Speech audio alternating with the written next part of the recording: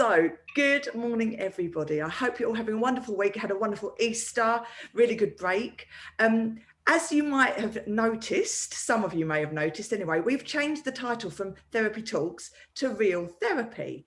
And that is because in about 4 weeks' time, I'm going to be launching for everybody, we're going to all be in this together, a podcast called Real Therapy.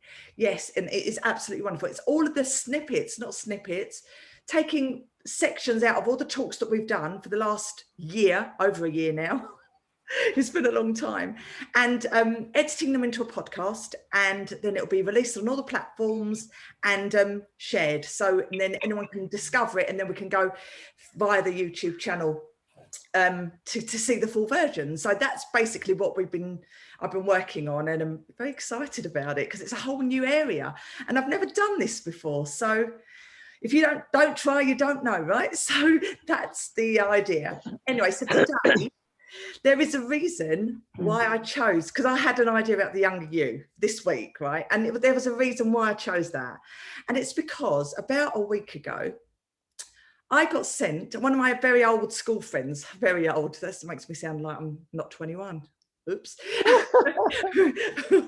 one of my school friends from when I was 15, which was obviously yesterday, literally got in touch with me and said, I've got old video footage of when we were at a party when we were 15 years old, okay? And do you want me to send it to you? I was like, yeah, let's see it, because obviously this is like 30 years ago. No, yes. I know. That's really quite scary. Oh my God. Okay, so this was 30 years ago. So she sent me this video footage. It was an old school video. Then when we were at school, it was the last day of term on the fifth year, and it was this party footage. And oh my God, I watched it. And now this is stuff that I've worked on in NLP, so I didn't feel bad anymore. I didn't feel any negative emotions. I didn't feel any pangs. I didn't feel any worthlessness. I didn't feel anything like that. But what I did feel was, oh my God, if I could have just told myself what I know now. Now, I've never done this before, but I'm going to show you something, because I'm going to share my screen. Okay, this is about 30 seconds of footage. See if this works, because it's technology. Hold on, watch this. You've never seen this, girls. Hold on. So I'm just going to share this. Can you all see this? My screen? Yeah? Yes. Right. I am the person with the white top and the blue jeans. This is me. It's about 20 seconds long. Here we go. Here we go. Play. You were 15 at that time? 15. Oh my God. Oh. Listen to what they're saying. Listen. Oh. This is Danielle. She's a knob.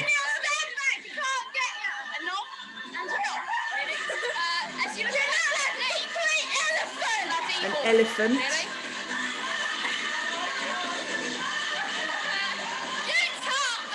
You tart. Right. So that's what I had. Let me stop share. Wow, what a beauty. Oh my goodness, you're gorgeous. I couldn't hear. What did they say? Right. So in that little short clip, now these are my friends at school. Now they were my friends, but kids can be cruel, right? And even my friends. So in jest, they're saying, oh, you're such a knob. You're like an elephant. You know, you're such a knob. And what was the other thing they said? I can't remember, but throughout the dance, they were saying, oh, do the fat moose dance and all this stuff, right? This is what, and these were my friends, right? So I had a group of friends, and they were saying it as fun. And you see me, right? You see me, and I look like I'm having a great time, and I'm just, you know, I'm, you know, the life and soul of the party, which I am. Don't get me wrong, okay, but I look like I'm confident. I've got all of this energy. I've got all of these things, this big smile on my face, that water just flows off my back, right? Any names that they call me, oh, it's a big joke. You know, I'm the class clown, all of these things, right? Yeah. But underneath that 15-year-old girl was a girl that needed something. It needed to fit in. I needed to feel something. I needed to feel like I was part of something. I couldn't fit in my clothes. I felt worthless. I felt different. I felt I was bullied. I was bullied all my life. You see what I look like. God bless me. God bless me, right? I was everything. I had acne, and I was bigger than everybody else. And, you know, and I was like a target. I was a target. And I took it for so many years. But all of that I took, it battered me down, man. It battered me down so much. And it took till the NLP days, till I got till NLP, that I healed. And I'm forever grateful for that. So this is why I wanted to talk about your younger you, because I feel like NLP has been the biggest gift of my life so far, you know, because I held on to that all my time, and that feeling of worthlessness didn't go away. It was just in the back of my head, and it was like a big heavy bag laying on my soul, and it just was getting heavier and heavier over time, and it manifested in me in illness, and, you know, recurring negative patterns, and, you know, lack of boyfriends because I never felt good enough. So I was always going for that trophy package, you know, whereas inside I wasn't the trophy. I was the, you know, I wasn't worth that. You know, why would they be going out with me? You know, and it just brought back the younger you. And what I would say to me right now, which I already have, but I would say that I am unique. I am unique, and I'm an individual, and that will help me to create and manifest my life. And I'd say, very importantly, what people say about you is normally the things that they fear themselves the most, because you don't have to be what people say that you are. You become what you believe you are. And that's so important to know that, because people can say what they want. People can like you, people can not like you, but it doesn't matter. It just doesn't matter, because what you believe about yourself, that is the most important. Oh, so that is why I wanted to speak about the younger you, because we've all been through it, haven't we? We've all been through this, well, maybe in different ways. Yes. Yeah. Yeah. What do you say? Yes, Go. we have. Hey.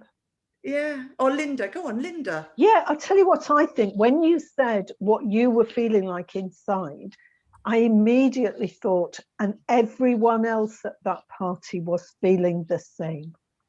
That is why they're saying, oh, Danielle's a knob and everything, because they are feeling insecure, not good enough, and everything else as well. That because it's an awkward time in life, isn't it? You've been a child for most of your life. By the time you're in mid-teens, you've been a child for most of your life, and you're a baby adult. You're a newbie at being an adult, and it all feels weird. And probably it feels like being over promoted, you know, because suddenly now I've got to be an adult. But actually, I've still got, well, all these children driving the bus, aren't they? They're still all driving the bus, and we've got to try and maneuver around all of that. And the thing is, as well, I would say, I didn't have to try so hard. I was just always trying so hard, and it was draining. And what am I trying hard for? Why? Because looking back on it, we already have all the answers. We just don't know what they are yet. Or we think we don't know what they are yet. Kate, what do you say? Yeah. I mean, I can relate to all of that, because I had a lot of bullying in my childhood, you know, from schools. I was moved schools so many times, so I never really got to sort of get my friends, and then I got moved again, and I was constantly the new girl, you know, and that was always hard, trying to get into always sort of a cliquey group of girls already, you know what girls are like. And so for me, I found that hard. And I mean, I've looked back at the bullying that I had as a kid, that younger me, and she was a total victim. I mean, she accepted it all. She took it all. she was so busy trying to please others. She was just had a massive target on her head, you know, she'll just hit here, you know, that's all it was. And so I've kind of taken a lot of responsibility also from back then. So, and saying, really, I was kind of giving away my power all the time to everyone else. You know, I lived in their heads. For me, I know it goes back for me way back, a long, long way back for me, very young. Whereas where I had to be like the good girl, the quiet one, that don't have needs, don't express what you want, because my mum had a lot of problems with depression and stuff, and so it was always about be quiet, be good, don't rock the boat, don't upset anybody because it's just going to make everything worse. So you don't have needs, so you just stay quiet and sit in your room on your own, kind of thing. And so I was constantly out there looking, please, you know, I want to, please be my friend, because I don't want to be on my own. I was that scared of just being alone and unloved, you know. So I, you know, love me, please accept me, please let me be your friend, kind of thing. It was like I had no worth at all. It was all about how I appeared to others. So my whole persona was about, I had all these people with like these mirrors. I didn't really exist, and these people just mirrored me and showed me who I was. So I'll become who you need me to be if you let me be your friend, kind of thing.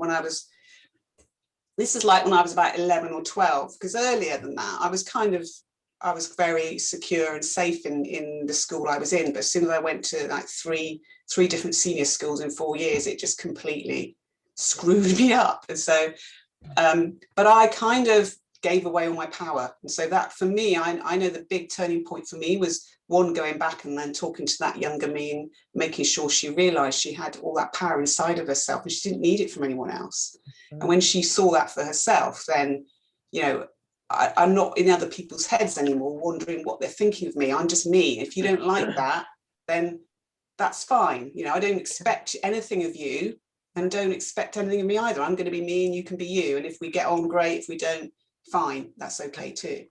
And that was a big turning point for me, going back and doing that work again, like with NLP that we've been done, and hypnotherapy and things. So releasing all of that, and also just being aware of what I'm thinking in my head when I meet somebody. You know, what am I saying to myself?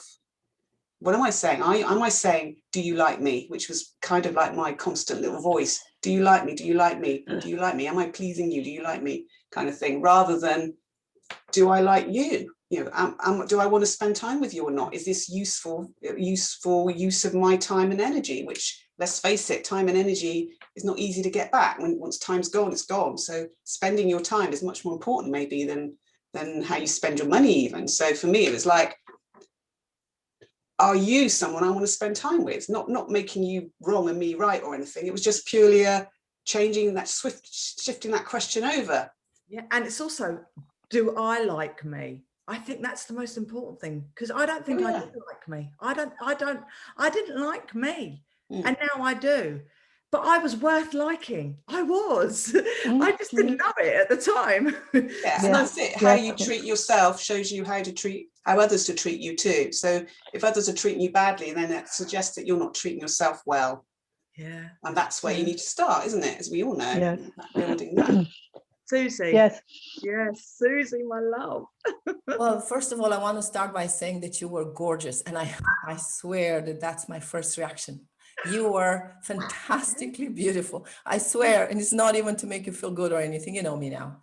You were gorgeous. This perfect face and that body moving, and the joy and the energy were emanating. So that, you know, just looking at it, you should not have any more need to have any conversation about this subject anymore. It should be just gone, man, gone. Unless you're looking back at it now, you're judging yourself, but I don't think so. No.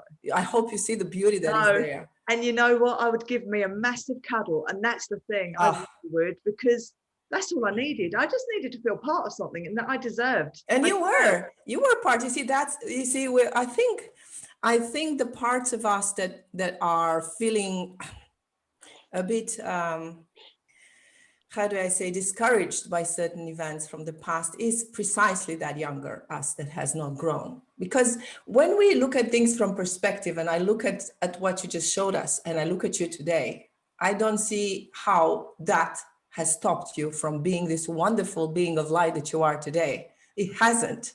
So it hasn't damaged you. And as Linda said, teenage years are very rough years. I'm having a teenage, well, she's still over 18, she's going to be 19, but I know how hard it has been for her since 12. Kids are very rough at this age, and they're rough to each other. But this is also a way to learn how to, when conditions are a bit harsher, okay, not to put you down completely or to destroy you, but when it's a bit challenging, it forces you to come up to the surface. You have to learn a little bit to stand up for yourself. Like when you want to practice a martial arts, you're not expecting the other one to be kind with you. You have to develop some strength. And I think this is what it is. Like looking back at my younger version of me that needed to work the past, I'm talking about 10, 15 years ago when I started to work on myself, I see that it all makes sense. And I'm at peace with what happened because I don't see it as something bad. But this takes the time, it takes that visit in the past where you can see why certain things happen and how you became stronger thanks to that. Yeah. So rather than feeling a victim today because of what happened in the past, actually who feels the victim today is the little you who's still inside and who hasn't yet healed. That's So right. visiting the past and having that nice talk with your younger you is always helpful. So Yeah. I'm using it a lot and with my clients and with myself. Oh, And yeah. I'll tell you, I have four things that I do when I use the younger you. And when my turn comes, if you want, I can share you. I would love that. Yeah. I would love that. And that's the thing. We are introducing our past experiences into the present, where it's important to have gone through them because that's our journey of life. But they don't relate to right now necessarily. And it's just figuring out. Like it's figuring out what's important right now and to be able to heal that little person that's still there, because that 5-year-old or the 10-year-old or the 15-year-old is still there, but now she's there with love and she's there as part of my journey rather than her being there controlling my emotion and creating a worthlessness inside myself. So I think it's really important that I did go through stuff like that because I'm very anti-bullying. I mean, I'm really anti-bullying as who I am. But I also recognise that a lot of bullies get bullied at home or bullied by their friends or their parents or their brothers and sisters, and that's their outlet. Their outlet is because they're getting a reaction. And you may not feel like you're being bullied because you may be surrounded by people that know and love you, but words hit home and words cut deep. And even if you're surrounded by people that you trust, if they're saying little jabs here and there to you, that cuts and it hurts. And because these are the people that are in your life, you trust them. That's what you know. So it's I'm glad I went through it because I can help others now, and I know how to help others now, which is great. You know, the NLP timeline techniques, it's just magic. It really is.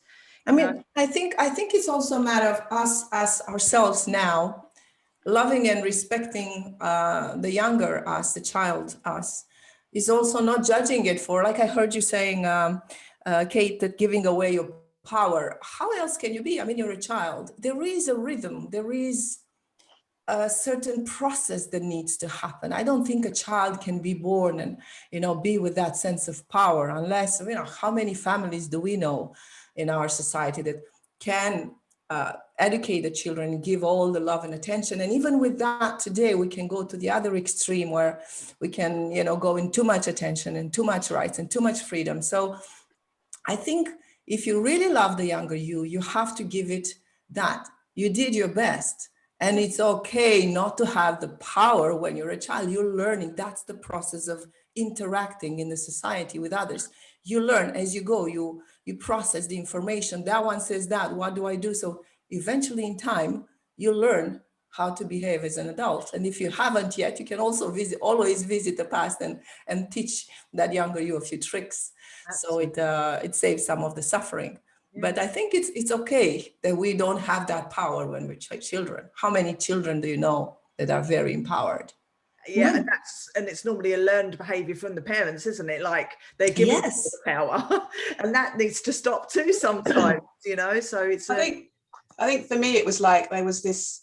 I was in the junior school that I was at, I felt very, very secure, very okay in myself, even though at home there were a lot of, I wasn't so happy there. But at school I was fine. And then the whole thing, just my whole world turned upside down. And I just completely, lost it completely, probably, for the whole of all through my teens, really. And it wasn't until, and even through my 20s, I would say, I thought I was a strong, independent person that was sort of strident and sort of did everything, and sort of everyone looked to me as like an example of people determined, just full of power and everything else. But inside, I felt nothing. I didn't have any of that. And I still gave it away to everybody. And it became a habit for me. I'd lost it, and it was like clawing up a cliff, getting back up there again. And I finally got up there. But it took some really great NLP techniques and things to really help me with that, because I couldn't have done it on my own. I know I couldn't have done.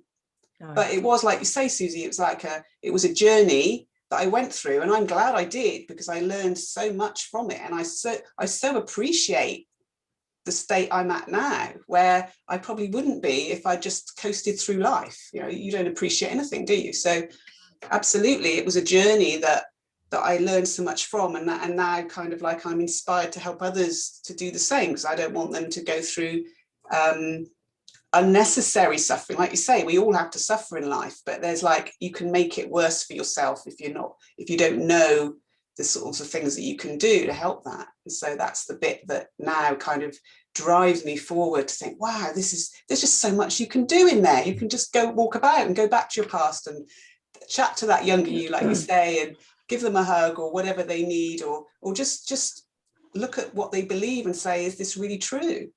And sort of poke holes in that and say, well, no, actually, it wasn't really. When you go back and look at it, I remembered it completely wrong. I remember I was talking to a long lost friend of mine, one of my really good friends back in senior school, and found her on Facebook. So we were chatting for the first time in, I don't know, 30 odd years. And so and I was saying to her, I loved coming to your house. I loved coming and spending time with your family, because I felt it was a safe place for me. It was a lovely, warm place to be. And I said, I really loved that. It sort of got me through a lot of my years, just being able to sort of come and stay at your place now and again. And she said, but I remember being at your place, sat in your bedroom, just giggling uncontrollably on your bed. We were just sat there laughing, sharing a really good time at your house. And I thought, I don't remember that at all. So I completely blacked all of those memories. No, they don't count. I just remember my childhood as being really sad at home. But no, actually, we had great fun.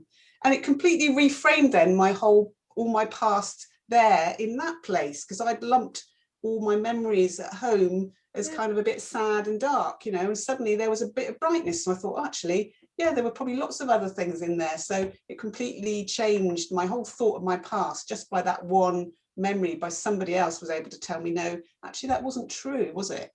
No, but it's so true indeed, because you see, because of the pain and the suffering we experience in the moment, our mind tends to select only memories that are fitting that agenda or that plan or that perception. So when I do this work with my clients, for instance, and even, of course, with myself, I try to push them towards memories where positive things happen. So basically, you just go and search for those and make those more important than the rest. So you shrink the bad memories, and then you create make them bigger, the ones that are powerful. And you mentioned that, and I thought of my first school teacher.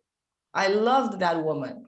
And I used that memory a few years ago to enhance that sense of being loved and motherly and protective and encouraging. She was my school teacher just for 1 year. And at the end of that year, she left. And then the second class, I had somebody else. I cried when that teacher left, that I can't describe how much I loved her. She was the personification of the real teacher, of the real mother. And I used that memory, and that changed many, many things for that. So when we search through the memories, we see that there was, even if dad was like that or mom was like that, we still find moments when they weren't like that, and we can cling to those. If there were some friends that were not appreciative, we can still find somebody who said something nice, and we can cling to that, because we tend in our minds to select only those, negative parts. That's the thing. It's like with trauma, the foreground, background, isn't it? It's the Yeah, same thing. yes, When we're focusing, yes. and then you zoom out, and what's going on the outside, and it's so much bigger than that. And it's just the focus where we're focusing. So, Linda. Yeah, it is. I was just thinking, so I loved and adored my infant school and junior school. And then it all went wrong for me at grammar school. And I used to choose to say, oh, it was awful. It wasn't awful. It was not what I expected. And it challenged me. And I dealt with it. I dealt with it by rebelling. So actually, anything that was awful, that might have been, well, not awful, nothing was awful. Nothing was awful. But anything that I didn't like, I just didn't do. I rebelled against it. I didn't wear the school uniform. I wore a Beatles fan club, black polo neck and a short above the knee, straight skirt, black straight skirt. The uniform was not that at all. Wow. And I think now I look back to it, it's interesting what's happened. Things have shifted a bit for me during this talk this morning. I think now I look back to it, I think that was okay, because that got me through. And I played truant. My GCSE year, I got my mark, and then I went to my cousins who lived a walk away from the school and played poker. I drank tea, Yorkshire tea, and sat by the fire and played poker until finally I was discovered and nearly expelled. But so it got me through, and it's something that I have that needs now. It needs me to. So actually, what I'm doing here is, rather than going back to then and changing something, I can bring that back from then. I don't need all that rebellion now. I don't need that constant warrior driving the bus. There are other, I can be flexible now because I'm not in that challenging time. It did challenge me. And oh God, there was the boredom of some of the lessons. But that's not going to kill you either, is it? So it's really interesting. Yes, again, that time that, as Susanna says, that time that I've always said, oh, it was awful, it was dreadful. No, it wasn't. It wasn't dreadful or awful. And I got by. Yeah. It's like that was your armor, isn't it? That's what comes to mind when you were talking about that. That was your armor. That was protecting you from the outside world that you didn't understand, and that was your protection. And yes, and I think now, as I've said, I'm too ready to be that rebel and that warrior. It's not always needed. It's not, the situation doesn't always need that. It sometimes, as I said to Kate earlier on her website, I didn't realize I did this, but actually sometimes I become the pleaser where it's necessary, not from a negative point of view, but I just become very nice and kind and empathetic. Yes. And but unfortunately, sometimes I have to be shown that I have to do that. This was an email I sent where I was very cross and rude in it. And then I got a bit of a tetchy email back and thought, oh gosh, I've upset them. And so I had to, it wasn't a friend or anything, it was customer support, but I'm really pleased to see that I can adjust. I can see I was wrong to upset them. There was no need to upset them. No. And so now I can be nice, and now they think I'm amazing and wonderful because I just dived straight into pleaser. I'm so sorry. I was out of order to speak to you that way. I'm really sorry, and you must have felt this. And I can see now that you felt that. And of course, I perfectly understand I was wrong. That's right. And the thing as well, it's authentic. I was never authentically me back then. I was like, when I was back in. No, but did you know who you were? I didn't We know. weren't. No, that's what the process We don't is. know who we are. Exactly.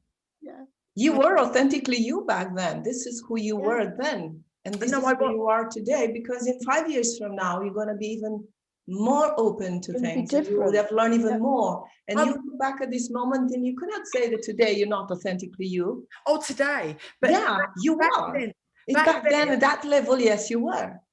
Yes. well, you see, Yes, I agree. I see, for me, back then, I wasn't allowing myself to be authentic. But that was you back then. And you allowing yourself today, it's you today. I was being what they all wanted me to be. I was the puppet. I was the joker. I was the like all of us when we are children. Yes, but that is who you were then, Danielle. Yes. That is who you were. You were being authentic. On the inside, I wasn't like that though. On the inside, I was in pain, and I was suffering. That's the point. So I know what you're saying, and yes, definitely. Back in the days, it looked like that's who I was, but inside I wasn't never like that, because I was always, I didn't know who I was. You were a person. Allow myself. I was confused. I was everybody's toy. You were yes, and that is why you were being authentic. You were a person that was suffering on the inside and therefore needed to try to get love on the outside. So that was at that stage of life. That was who you authentically were. I suppose that, if you look at it that perspective. And that mechanism you put in place had that purpose to keep your authenticity and your aliveness. And you did that wonderfully. That's why I always have to be grateful for all these mechanisms that install themselves, because they serve a purpose. They are there to help us. Yeah. All unconscious behavior has a positive intention. So you did your best. I did my best. Absolutely. And to a degree, as much as it could work, it worked. Yeah. As much as it could. I understand what you're saying, that there's a different way. It worked till it didn't work anymore. I think that's the point. The point is that I did get expelled. I did get expelled. Oh, wow. And in fact, I got expelled from 3 schools. So it was like, it worked until I couldn't take it anymore. And at that point, I had to let it all go for my own sanity, and I got expelled from the first school, and then I got taken to another college, like a school college, that my parents, for their A levels, because I did lower 6th A, and it all went very wrong, like not with the work, but with who I was, how I felt, and it went very wrong. And then I left school, got asked to leave. It was a private school, so you never get expelled, you get asked to leave. Of course. So I left that, and then my parents made me go to the 6th form college, and I never fitted in there. I was too constrained. I wasn't myself still, so I got asked to leave from there. And then I went to a college, and at that college I could be me, actually, and I started to learn who I was. So yes, we're learning, like all throughout our lives, we're learning these different things, how to deal with people, how we can react, how people deal, how people talk to us, and self-worth. But at the end of the day, it does get to the point. It is that rock bottom where you change something. Isn't it? Sorry, go on. Can I just add for the listeners as well, who may not know this, neurologically, what's happening during teens is the whole neurology of the brain is changing. You can see it has to. You start it as a child, you finish it as an adult. Yeah. So there is that sense of, there is that reality of going inside your cocoon as a caterpillar, coming out a butterfly. That has to happen in the brain. And in the body too. You come out of it very different to a 12-year-old, a 13-year-old. And And so there are times when this work is being done, like the railways are shut down, when sometimes they close the line when they're doing repairs. Sometimes a website goes down while they're doing maintenance. While this work is being done, the frontal cortex, the thinking part of the brain, is offline. And if you observe your teenager carefully, you will notice when they're offline, and it's advantageous to treat them differently at that time. How? To not expect them to be on it, to not expect them to, you don't deal with whatever's happening for them, don't deal with it then. Okay. Whatever's happening for you, don't deal with it then. Here we can see, because Josh is 16, and here we can see, you see it in his eyes. I don't know if that would be the same for every teenager, but you see it in his eyes. His eyes are offline. Actually, that's it. His eyes are offline. Yeah. There's a dullness in the eyes. There's a lack of concentration, a lack of focus. It's not quite like there's nobody home, but it's kind of edging towards that. There's nobody home. You know, the lights are on, but nobody's home. So you treat them gently at that time, and you ask them what needs to happen for them, because these are the times when they become the child again. I guess they say, and you want to say to them, what on earth were you thinking when you did that? But it will be because they're offline. Interesting. Thanks, Linda. That's great. Yeah, they weren't thinking. They weren't, because that reason, yeah. The reasoning yeah. doesn't really kick in until you're like your mid-20s normally. Like you're saying about the prefrontal cortex, that doesn't really properly mature until you're 25-ish. Yeah, yeah. And so any decisions you make before 25, they could be completely wrong, you know, for you in your life. Yeah, as you look forward, think, why did I do that? You know, what was I thinking? Like, well, you weren't, were you? Because that part of your brain wasn't even there to even think it through properly. And shut down for maintenance. Yeah, and so and like also with what Danielle was saying is like this whole, you've got to keep. Sometimes you have to keep hearing, you know, keep constantly being hit in the face with this reality until eventually you suddenly realize, oh yes, okay, you've got to see it for yourself, haven't you? There's no point someone else telling you. You have to see it for yourself. And that's why then when we go back and work with people and go back into their past and that sort of thing, they have to see it for themselves and feel it for themselves. It's like a body thing, isn't it? You've got to really feel it. When you feel the truth of what was really going on back there, like me, like my childhood was all sad at home. Well, no, actually it wasn't. And when I felt that difference, suddenly it reframed all the other memories. Like they can't be true either. So everything changes. It's like suddenly, actually, it was okay. You know, generally there was a lot of really happy times back there as well. And so everything gets changed with that light of like realization, and you have to go through it. And as like you've all been saying, it's like they're almost like rites of passage. You've got to go through, run the gauntlet of all these things of people hitting you left, right and center, and you come through, and at the other side you're stronger and you know yourself better because of it. And that seems to be, you know, for me, I know I didn't really know who I was until I kind of had this thing. I think that's why people have these quarter life crises, we call them now. You know, there's this constant, there's like awakening that happens in your mid-20s where your brain is like suddenly changed. It's like, oh, okay, this is me now. I feel like me now. And before then I wasn't. I was a bit like that puppet, like you were saying. I was fitting in and just grateful for anybody that wanted to be my friend or be my boyfriend or whatever it was, you know. So back then it was like I wasn't me, and suddenly I was me, and suddenly everything changed. And that's why I stick at 25. I still say now, you know, in my head, I'm still 25. I stick there because that was a great year for me. I was me. I just went out and be me. And if you don't like me, that's okay. I don't mind. And I had the most friends. I was the most popular ever because I didn't care anymore who I was pleasing. Suddenly I was just me, and that was better for everybody, not just me. Do you know that took until I was 38 before I figured that out. 38 when I just started finding who I was. Susie, like what you were saying about all the techniques, the 4 techniques that you used. Not techniques necessarily, because the technique is pretty much, well, it depends, but the same thing, you know, using the timeline going in the past. But this is, I find it in the work that I do and the mixing with Ayurveda, working with the past with the younger you is the most efficient, like it really brings a person to a breakthrough. It's really fantastic what one can do. And I'm always amazed, and I can't wait when I do the session with someone, because they always come up with ways to improve that scene. It's amazing how many capacities and abilities and resources people actually have.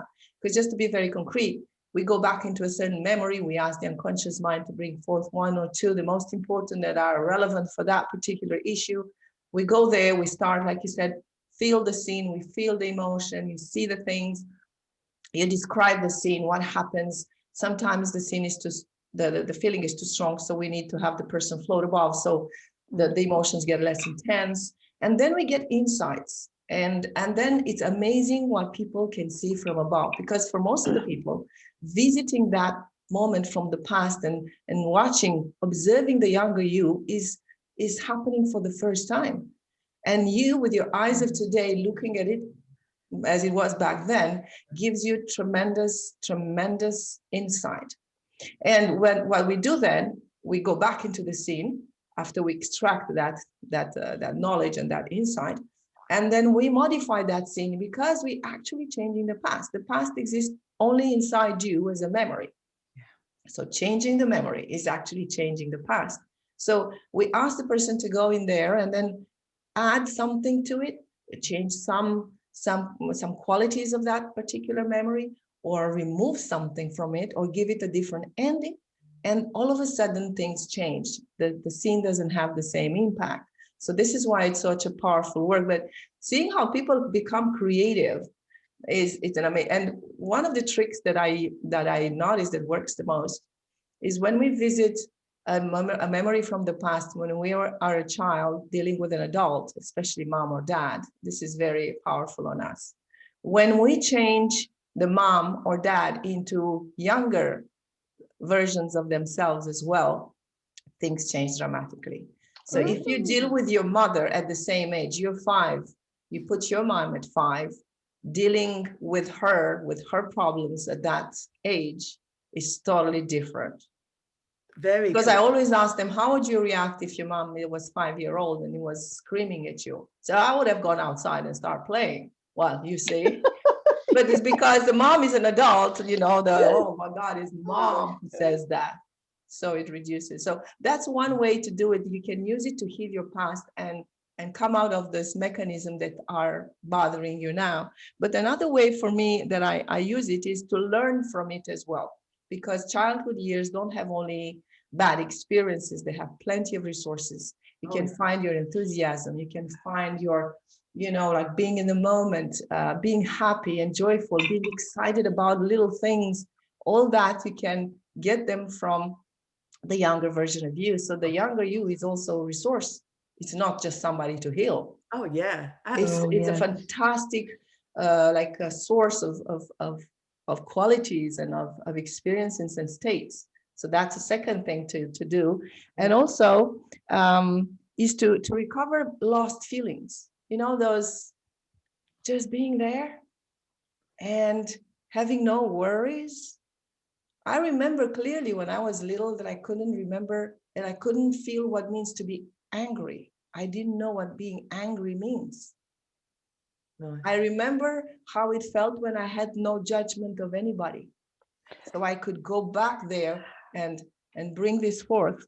And is also a way for me, the third one, is to see how you've grown. Because sometimes when we find ourselves in this very judgmental attitude towards ourselves, oh, look at you, you're a loser, you didn't do this, you didn't do that. If you take the time to go to a younger version of you and be very, very objective about it, you see that you have grown and you can see how much you actually improved and how much you have grown. So this is another way to use the younger you, not in terms that they were bad before, but hey, look, from that, today I don't do this anymore. I do this, I've learned that. So it's a way to to praise yourself a little bit and to appreciate who you are today.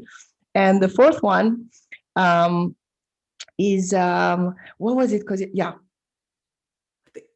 Is to, and this is a trick that I'm using, just as a secret that I'm sharing with you today. Every night when I go to bed, I go into this magic machine, okay? And so in that machine, I have all type of buttons that I can start, and I do the cleansing of the energy, and I do the scan of the body, and I fill up my body, everything I want. But I also have a sort of a timer. And I can actually see the numbers going down from 50, where I am today. I scroll down to 35, for instance, and I put the button on. And that machine, of course, it's a metaphor, right? I hope everybody understands that. Yes. Starts to emanate these vibes, and there is music, and there is sound, and there is vibration. And that vibration sets my body back to that age in terms of aging, so that the body remembers what were the biochemical processes, the neurological processes, the proteins released to the stream, so that my body gets back and stays at 35. Nice. So this is one of my secrets for my youth, in a way, because this is what I've been using for more than 2 years now. Bottle it and sell it. Bottle it and sell it. Yeah. So you just go in there, and then you allow your body to remember, because the knowledge is there. Your neurology knows exactly what to do and what he was doing when he was 35. You know, we're like time travelers, aren't we? Because we can travel back. And that means that we can travel forward as well. So anything that we want to do in the future, we can even see ourselves doing that and living it, and how we're going to do it, and how we're going to feel, and bring all those resources back to the present. We can do anything. We're really powerful. Timeline is amazing. And the thing is, yes, it can be quite difficult to do it on yourself. So that's why we can all help, that's what we do. And we can help you on that timeline. And if you are doing it yourself, sometimes you can write something down, and maybe I read this one time as well. Somebody wrote it down, and they put it down on the floor, and they stood on it and felt all the emotions that they were feeling in that, and then they physically walked their timeline, so they could physically walk down it and experience it, and then physically walk back again. So that's quite good if you're on your own and you just allow your unconscious mind to take you where it needs to go on your timeline. So but if you I've done that with people. Yeah, for some people for some people can't or don't feel they can imagine something with their mind, or just see something they can't, but they could feel. And so you can just say, where, if you stand in the room, like this is now for me, where's my past? Where in the room is it?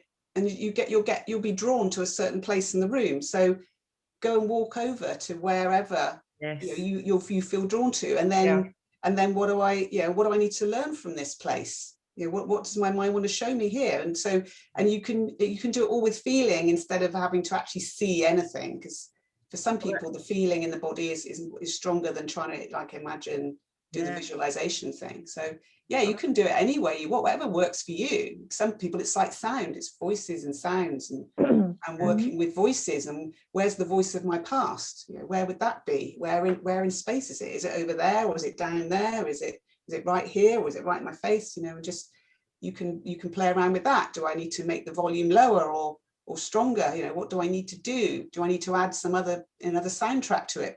Put some music to it that will change the feeling. You can do all sorts of things with it. Yeah. However the past is for you. I've read about homes for the elderly where it was done as research. So a certain number of them were they lived amongst how things were when they were in their prime. Yeah, like in the 70s, with furnitures from the 70s and music from the 70s. I've read it. And everything, and as compared to the control group, their health was better, they looked younger, their physicality changed. Nice. So that's your machine, isn't it? That's your machine. That's the thing. We're all capable of any change that we want to see, and I think the most important thing is to realize that we are not what people say we are. We really aren't. We're what we believe we are. I said that before, but I think that tool, just knowing that really would really have helped me back then as well. And I don't think I didn't trust myself enough. I didn't trust myself enough. That's it. I didn't trust myself enough. I trusted everybody else and everything else externally, therefore, and I didn't trust myself. And like, God, what a valuable insight. I loved that video, and what an amazing talk. Look, it's 5 to 12 already. 5 to 1. Gosh, has anyone else got anything to say? Yes, I want to say to you, Danielle. So what will happen for you if you go back now afterwards, go back to that time and give yourself the gift of trust? Well, this is the thing. I wrote down, that's exactly right. And I have with, it actually happened a lot earlier for me. I was bullied from 3 years old, so I went back to the 3-year-old self, and all the other things cleared up along the path line. So that was good along my timeline. But I did list some things that I wanted to say to my young you when I watched that video, because it was so powerful to me, and I said, and I wrote down this. I wrote down this. It's okay for people not to like you. We've said that before. You will grow to love the fact that you didn't fit in. And I do. I do.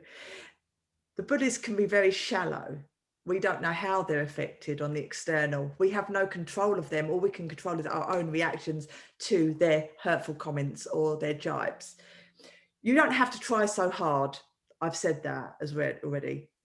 That I was a beautiful soul, because my soul always was beautiful. I just didn't know how to be me at that time. I deserve to be loved. I will be authentically me. I will be authentically me, and that's exciting. That's so exciting. I will grow up to be happy and content. It's beautiful. I will keep getting heartbroken until I learn to love myself. I think that was so important. And the other thing, which was, I'm not what others say that I am, because I'm not. And I thought I was. So, yeah, that's what Wonderful. I was. Yeah. That's beautiful. I think the other thing to remember also, just for everyone, is like, all we are is change. That's something else that we talk about in NLP. We are change. Who is this label? Even your name, you didn't choose your name, you were given that name. And so these are all labels that we can choose to believe or not. Yeah. And who am I really? And like, I am change, and that's pretty much all you can say. The power of videos, the power of photographs. I ask anyone watching this, if you've got dealings with things that are holding you back or recurring, patterns in your life, maybe look at old photographs or video footage, like exactly what I did, and let it take you back there and feel how you felt in that. That's something you can do on your own at home. And if you need more help to get rid of that, then that's why we're here. But you'll be amazed how much you can do just to go back there and tell that younger you everything that it needs to hear, because we can. We flipping can. And on that note, I think it's time we're going to say goodbye. So everybody, thank you. Thank you for making it so brilliant today. Oh, I loved every second of it. And anyone that's watching, I'm going to put everybody's names and contact details in the comments. We are here for you. I know that we're all going through different ways and different things in our lives at the moment, different challenges. But if there's anything that that's holding you back from moving forward into where you want to be, or you feel that you're not worth it, or you feel that you can't, just know that there are ways that you can, and maybe start by looking at the time when you weren't like that, or maybe looking at the time when you became like that, and just revisiting it. So yeah, there is the question that we always ask in NLP for that. Do you remember? What's the question? You tell me. When me. is the first time that you felt that way? Yeah. And it's amazing, because that question always works. You know exactly when you started doing that. And there's the following question: what was happening in your life at that time? You see, there's a lot of people that they'll say, oh, I don't know. I've always been like this. I've always been like this. But that's the thing, it started somewhere. And your subconscious will always know exactly. Once you trust it and let go and just let it go to the place where it needs to go, that's the trigger point. You don't have to know, and that's all right not to know, isn't it? It's all right not to know. So on that note, sending everybody out there the most wonderful, sunny, happy, full of love weekend. And we will see you next Friday, and we'll get our podcast together and share the video, and share the podcast. We're going to try and get it out to as many people as possible and make a difference. So sending you love. I'm going to sign off the live now. Bye everyone.